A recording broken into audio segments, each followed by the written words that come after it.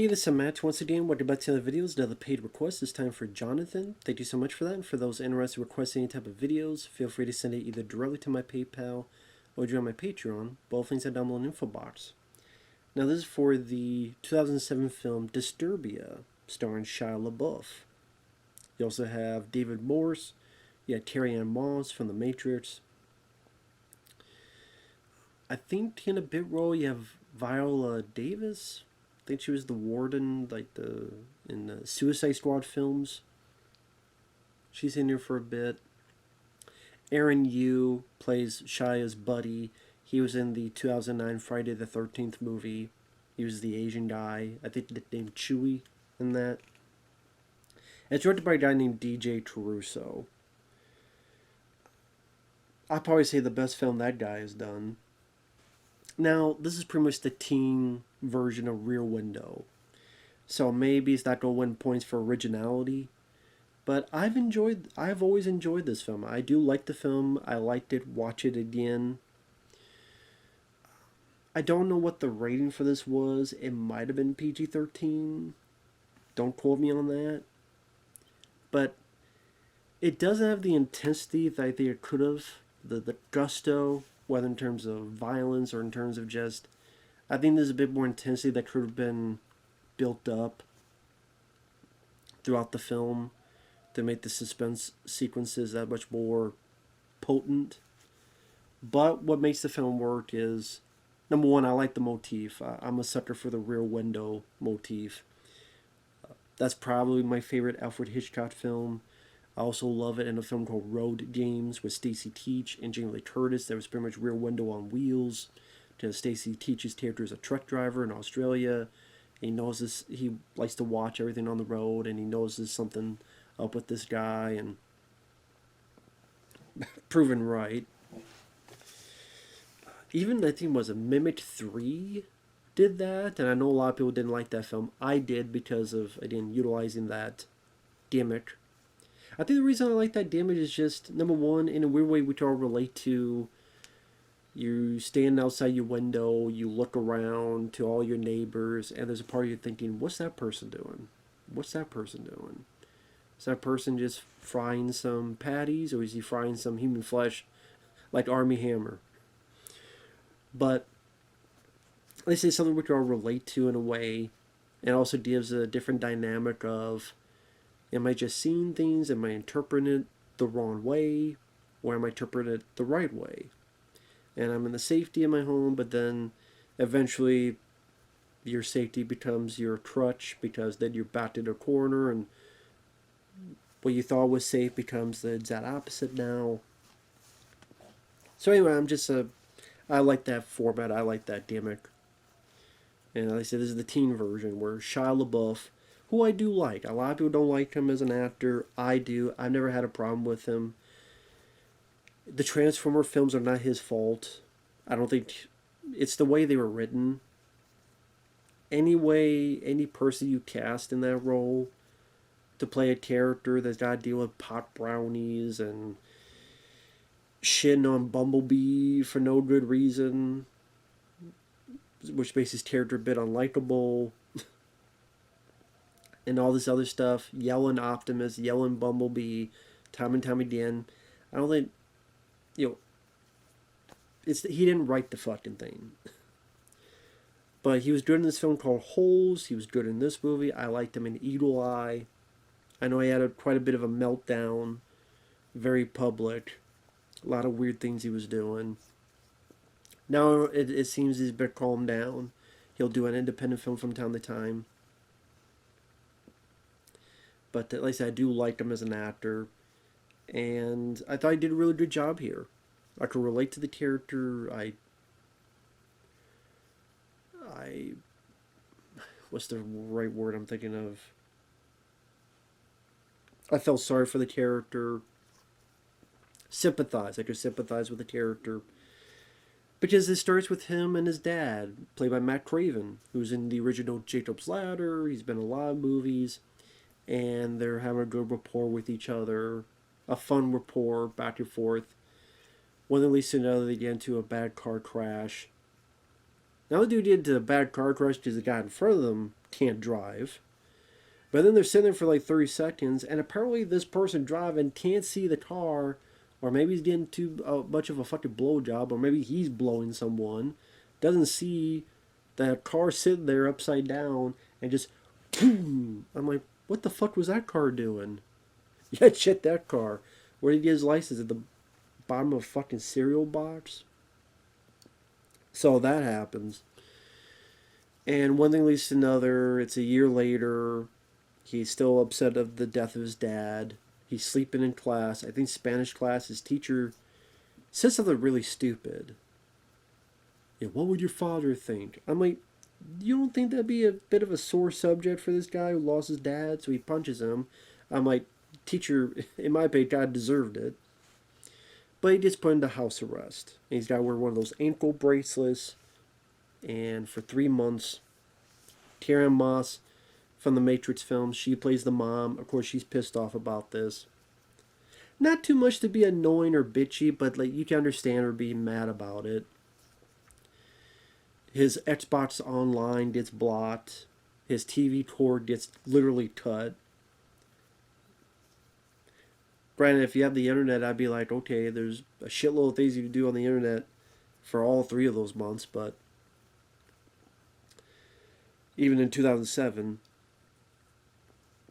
But anyway, he's getting bored. He doesn't know what to do. And it takes a bit for the thriller aspect to come into play, where some people may feel that's a bit of a turnoff or that's a bit slow. I disagree because I thought it did a good enough job building up the characters to get a feel of his plight, get a feel of his mindset, introduce this hot neighbor, bit of a love story.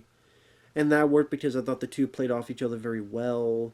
I didn't once again some nice rapport with each other.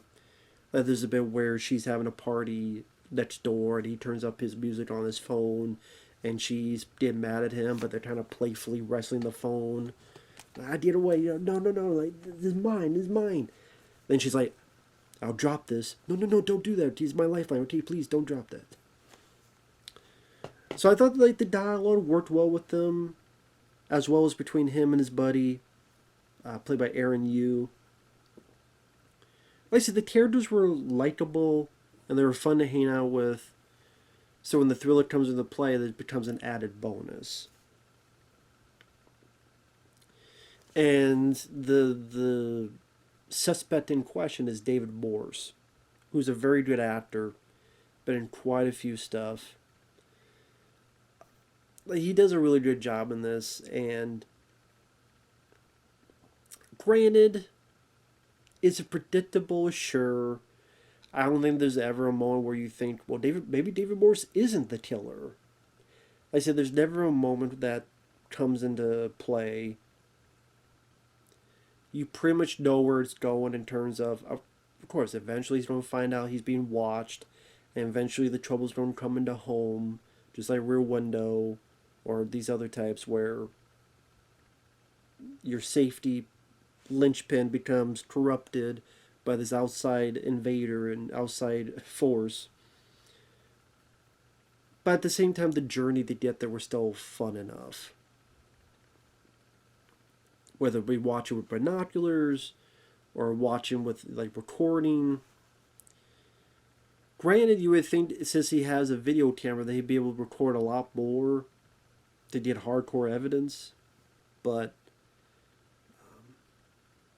he tries to record some stuff, but then he's afraid he'll be seen. Then he does get seen. Then of course David Morse will be a lot more secretive after that.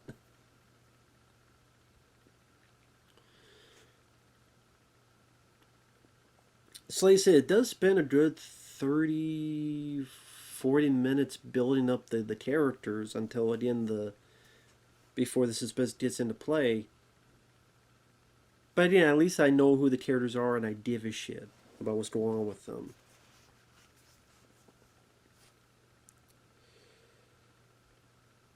So that when the stuff does hit the fan, so to speak, later on, like you said, you give an iota of shit about it. At least in my opinion. Now again, I wish the rating was a bit more harder. So like I said, the impact was a bit more like intense, like I said before. But at the same time, I like this a lot better than that one Summer of '84, which is also a lot of younger kids watching their neighbor, thinking he's a killer, and trying to have this kind of fun love story, like trying to do this type of movie, but then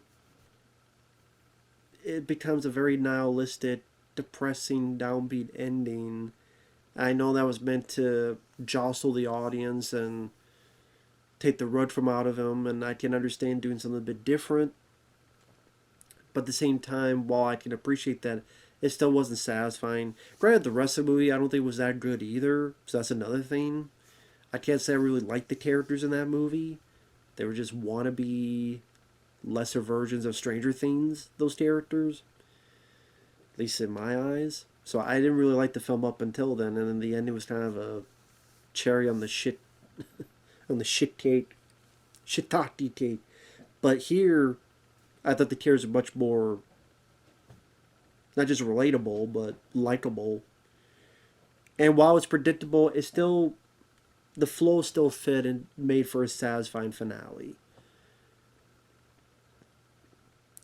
Whether it be spoilers, Shia being duct taped and forced to write something, but then the girl comes in and helps him out, and that's definitely a keeper. When your girlfriend's jumping on the bad guy's back and ready to fight for your life, she's a keeper. And them trying to block the guy out and trying to jump out the window and off the roof into the pool. And I also like the idea of a guy going in to rescue his mom. Just because it's not a big difference, but still felt a bit different. Because a lot of times it'd be, I gotta rescue my girlfriend or I gotta rescue my wife. It's not a whole lot of times you gotta rescue your mom. But that's something we all could relate to, that we all would do gladly. And like I said, it made things at least a little bit different. I'm a sucker for those movies where you have a house and then has hidden doors and then you have like hidden crypts. Not crypts, but like hidden rooms. Like you have this clean room, there's like a surgical room, and then you have in the basement this hidden rooms where there's like these little pools of water. I don't know where the water fucking came from, but there is. But a lot of times that happens where it's like there's a little pool of water somewhere that someone go fall through the floor and drop into, and so that a body can pop out. Oh shit. Then where the fuck all that water came from? They might have explained that, and I can't remember.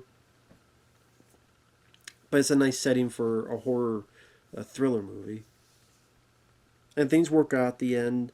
Not to give too much away for people who haven't seen it. Although, yeah, I don't want to give every single detail away. But at least the ending was satisfying, and it was a good popcorn thriller for the audience. Made a good chunk of change when it came out, was a success. And that, along with, I think Transformers was the same year, that helped propel Shia. Then he did with the Transformers sequel, Indiana Jones 4, which I liked him in that movie too. Kingdom of the Crystal Skull, I liked him in that movie too. So, like I said, I like the actor. I think he helped a bit. Again, the whole DJ Caruso, at least as a director, made the film, I thought, keep the pace going. So it never really got that boring, at least to me.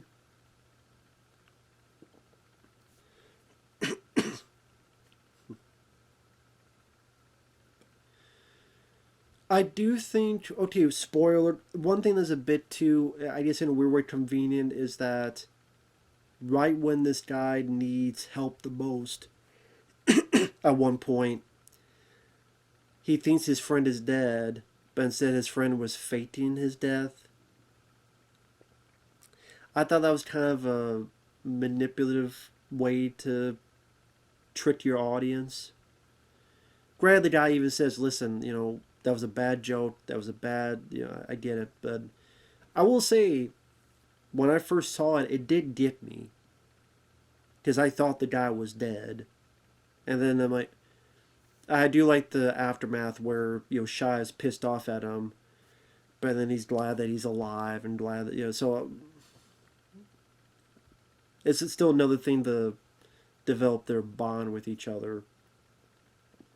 And I like Aaron Yu. I like that actor. I liked his character, so I'm glad he didn't die. But I'm sure some people feel that this film that plays it too safe, and maybe some people may not like it because it plays it too safe. I can understand your point. That's why I think it could have been a, a, a stronger rating. But at the same time, because I liked the story and the characters, I was able to let that go. So it was still a nice, satisfying watch, for me at least. So with that said, thanks for watching. Take care, and we'll see you guys later. Bye-bye.